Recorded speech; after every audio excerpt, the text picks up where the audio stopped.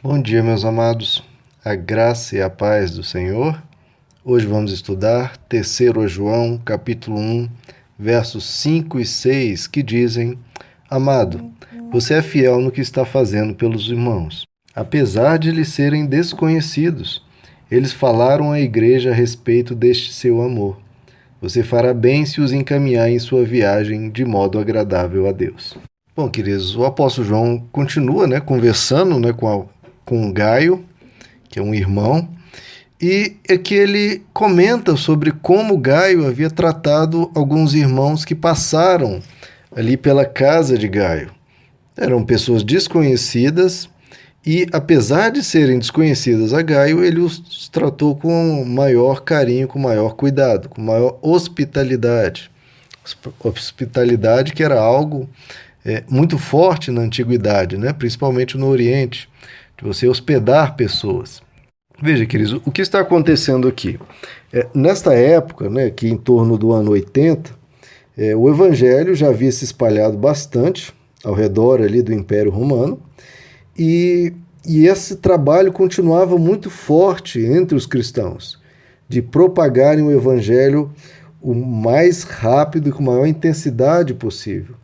Porque veja só, quando se começou a pregar o Evangelho, após ali a ressurreição de Jesus, era o planeta inteiro que precisava conhecer a boa nova do Evangelho, conhecer quem era Jesus Cristo. O mundo inteiro precisava saber.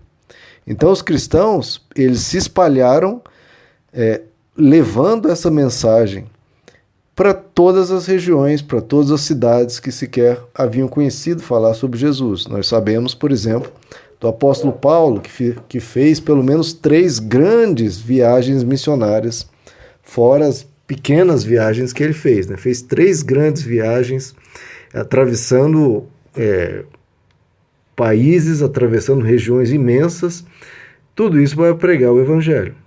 E essa propagação do Evangelho, inclusive, foi muito ajudada, de certa forma, pela perseguição. Porque como os cristãos estavam sendo perseguidos em várias partes, como a gente vê lá em Atos capítulo 8, verso 1, então os cristãos tiveram que se dispersar.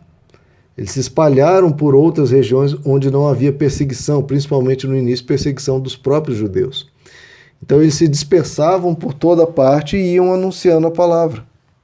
Então quando eles chegavam numa região, eles se hospedavam, eles ficavam na casa de um irmão que os sustentava, que os dava todo o apoio e lhes preparava para a próxima viagem. Porque eles não ficavam muito tempo. Eles iam, pregavam na cidade, iniciavam um trabalho, juntavam certa quantidade de pessoas e quando esse trabalho já tinha alguma consistência, eles logo partiam para outra cidade. Veja que o objetivo não era formar grandes, imensas igrejas, ou muito menos arrecadar grandes quantias de dinheiro para aquele evangelista, aquela pessoa que estava pregando a palavra. O objetivo era realmente difundir o Evangelho o mais rápido possível. Principalmente porque na concepção dos discípulos, Jesus havia dito que voltaria para buscar a sua igreja, só que eles não tinham a menor ideia o quanto tempo isso levaria. Será que Jesus voltaria em 20 anos, em 30 anos? Bom, se Jesus vai voltar em 30 anos, a gente tem que se apressar e muito, para levar a mensagem o mais rápido possível para que o máximo de pessoas possam poder desfrutar dessa volta de Jesus, tendo ouvido falar sobre o Evangelho e ter a oportunidade de mudar a vida. Então, como eles não tinham ideia, eles procuraram, claro, espalhar essa mensagem o mais rápido possível. Então, para deixar bem claro, havia então os evangelistas itinerantes, os pregadores itinerantes, que iam de cidade em cidade, em cada cidade eles se alojavam na casa de um irmão, e Gaio aqui ficou célebre por acolher muito desses pregadores itinerantes. Então, queridos, isso é um princípio muito importante. Aqueles que estão dando a vida para pregar o Evangelho, é importante que os demais deem todo o apoio, deem todo o suporte, para que isso possa ser feito com a maior qualidade possível, com a maior dedicação possível, e essa mensagem chegue a mais pessoas. Esse é o objetivo. O objetivo não é, em hipótese nenhuma, enriquecer o pregador ou criar, né, um império em nome daquele pregador. Em hipótese nenhuma, queridos. O reino é de Cristo, é Ele que deve ser o rei, e o que deve ser enriquecido é o coração das pessoas. Mas é claro que a gente precisa dar o suporte, o apoio para que esse trabalho possa ser feito. E é um privilégio, né, queridos? Aqueles que não têm condições, por não ser essa vocação e por terem outros intentos na vida, eles poderem apoiar a divulgação do Evangelho. E como você vai fazer isso? Ora, apoie, dê o suporte, ajude as pessoas que estão pregando o Evangelho de forma séria, de forma correta. Então você pode fazer parte do ministério dando esse apoio. O apóstolo Paulo, em 2 Coríntios capítulo 4, ele comenta sobre esse ministério, né, dos pregadores, daqueles que fazem a obra. Ele diz assim: pelo que tendo este ministério, assim como já alcançamos misericórdia, não desfalecemos. Pelo contrário, rejeitamos as coisas ocultas que são vergonhosas, não andando com astúcia, nem adulterando a palavra de Deus. Veja só o que ele diz: nem adulterando a palavra de Deus, porque há infelizmente, aqueles que adulteram.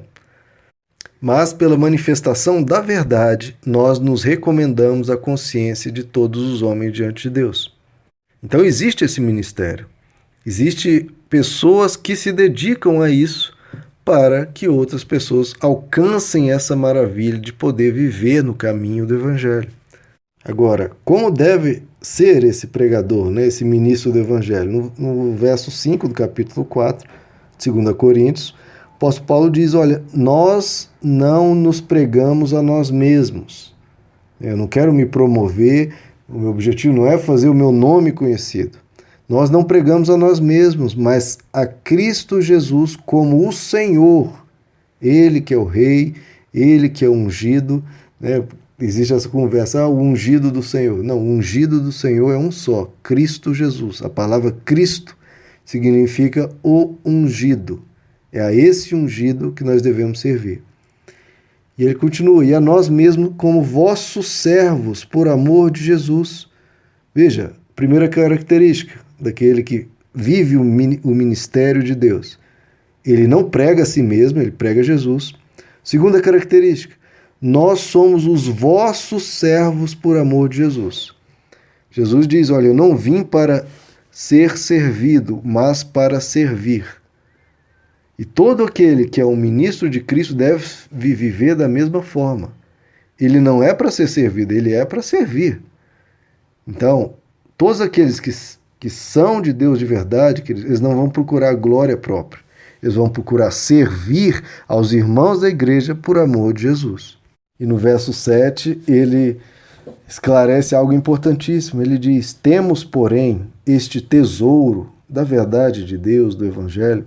Nós temos, porém, este tesouro em vasos de barro, para que a excelência do poder seja de Deus e não de nós.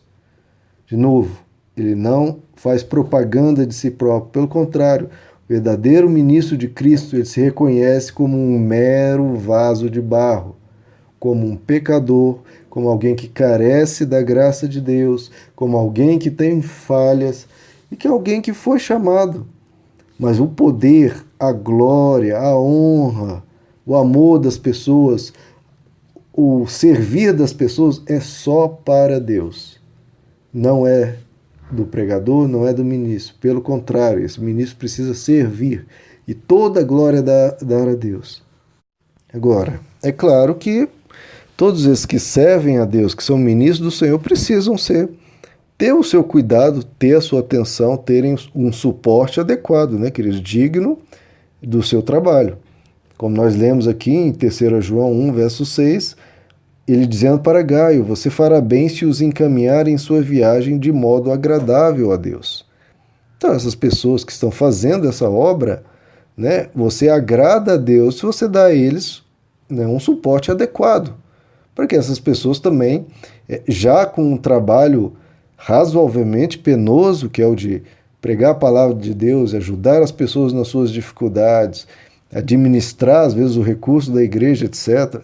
Tudo isso são tarefas que têm a sua dificuldade, que essas pessoas possam exercer isso sem recebendo um adequado, né, queridos? Tendo um suporte adequado. Porque toda pessoa merece uma certa dignidade pelo seu trabalho, né? É claro que Deus não ficaria nada feliz se aqueles que estão fazendo a obra dele estivessem totalmente sem qualquer ajuda e vivendo de maneira inadequada, né, queridos? Nas suas condições financeiras e de apoio. Porque se nós prezamos a pregação do Evangelho, nós vamos dar o que é adequado para que isso possa ser feito com excelência. Então, queridos, que nós possamos ser como Gaio também, fiéis, né? Em dar, em ajudar, em abençoar aqueles que estão servindo a Deus. Eu falo isso não por mim, esse trabalho aqui no WhatsApp é absolutamente gratuito e sempre será. Mas eu falo para as suas comunidades, onde a igreja que você frequenta, né? Ou trabalhos que você vê que pode dar um suporte, um missionário, enfim, alguém que está servindo a Deus e você queira contribuir, o faça, queridos. O faça de coração, para que o Evangelho continue alcançando vidas e mais pessoas possam conhecer, né, a Jesus, serem libertas do engano, dos enganos que há por aí e possam conhecer a Deus de perto. Não dê todo o apoio, queridos, para a pregação do Evangelho. Isso foi necessário no passado e isso é extremamente necessário hoje, onde as pessoas estão perdendo a fé, ateísmo crescendo, ceticismo crescendo, falsas religiões crescendo, falso cristianismo crescendo, tanto engano. Então, nós precisamos levar essa mensagem adiante. E é claro que as pessoas, aqueles que pregam, não conseguem fazer isso sozinhos. Precisam do apoio da igreja como um todo. Meus amados, vamos fazer parte desse ministério. Vamos ser como Gaio aqui, que encaminha as pessoas nesse trabalho de modo agradável a Deus. Meus amados, que Deus os abençoe. A graça e a paz do Senhor.